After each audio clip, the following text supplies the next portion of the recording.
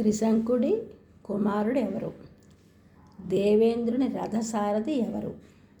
మాతలి. అర్జునుని శపించిన అప్సరస ఎవరు? ఊర్వశి.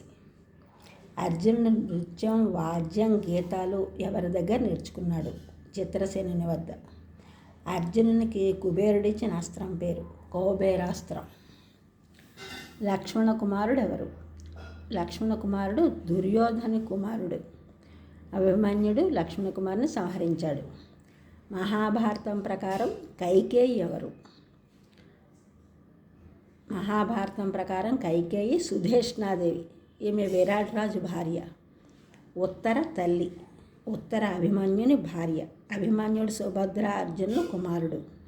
సుధేష్ణాదేవి కేకయరాజు కుమార్తె కావున కైకేయి అంటారు. ఇంద్రసేన ఎవరు?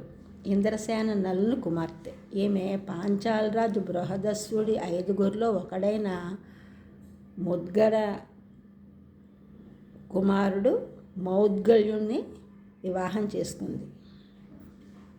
అశ్వినీ దేవతల పుత్రులు ఎవరు? నకుల సహదేవులు అశ్వినీ దేవతల అంశతో మాద్రికి జన్మించారు. మాద్రి పాండురాజు ఇద్దరి భార్యలో ఒకతే, మరొకరు కుంతీదేవి. నకుల సహదేవులు అజ్ఞాతవాస సమయంలో విరాటుని కొలువులో ధామగ్రంథి, తంతుపాల్ని నామాలతో వ్యవహరింపబడినారు. జరాసంధుని తండ్రి ఎవరు? జరాసంధుని తండ్రి బృహద్రథుడు. దీర్ఘతముడు ఉసిజ కుమారుడు ఎవరు? కక్షీవంతుడు. దీర్ఘతముడు ఉసిజ కుమారుడు కక్షీవంతుడు. వీరు జరాసంధుని రాజ్య రక్షకులు. దీర్ఘతముని బలం వల్ల జరాసంధుని రాజ్యం దుర్భేద్యమైంది. జరాసంధుని కుమారుడు ఎవరు? సహదేవుడు. వసురాజు కొడుకు బృహద్రథుడు, అతని కొడుకు జరాసంధుడు, వాని కుమారుడు సహదేవుడు. సౌంభక నగరం ఎవరిది?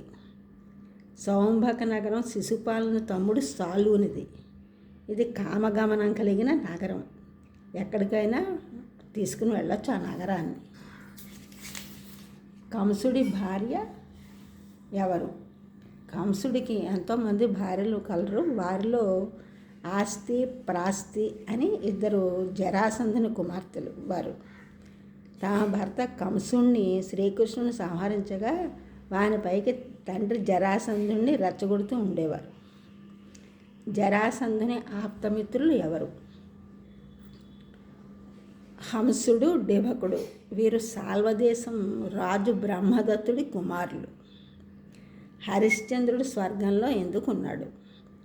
హరిశ్చంద్రుడు సూర్యవంశపు రాజు త్రిశంకుడి కుమారుడు. సత్యసంధుడు తన కీర్తి చంద్రికల చేత భూలోకం యావత్తు ప్రకాశవంతంగా చేశాడు.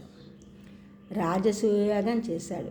అందువలనే నారదుడు ధర్మరాజుని రాజసూయోగం చేయమని సూచించాడు.